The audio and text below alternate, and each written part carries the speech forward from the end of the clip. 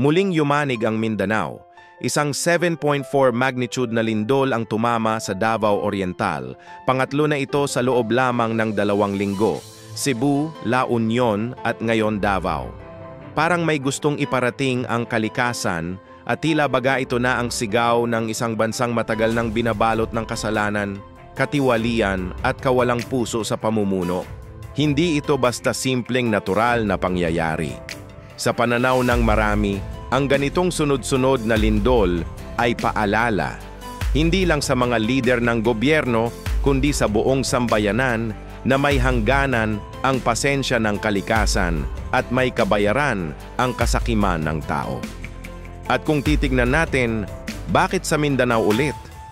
Bakit sa lugar na minsang naging sentro ng disiplina at kaayusan noong panahon ni Duterte? Ang Davao ay simbolo ng matatag na pamamahala.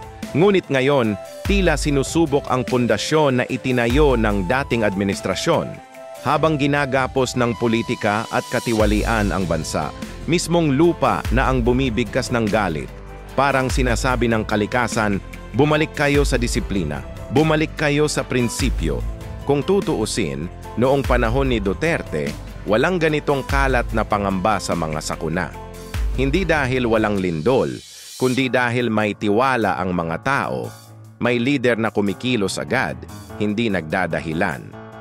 Ngayon, bawat trahedya ay may kasamang pangamba. Kaya ba ng gobyerno natin to?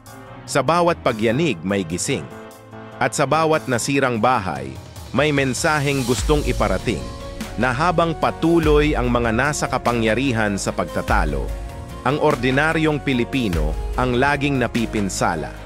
Ang lindol ay hindi politika, pero ang pagtugon dito, doon nasusukat kung anong klaseng pamahalaan meron tayo.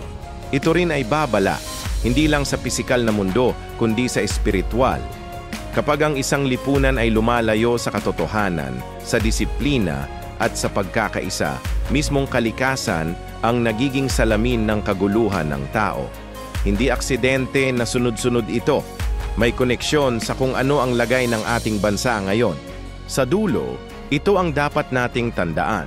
Ang lindol ay gising, hindi lamang sa lupa, kundi sa ating konsensya. Huwag nating hintayin na tuluyang gumanti ang kalikasan bago tayo magbago. Baka sa susunod, hindi na ito paalala, kundi hatol.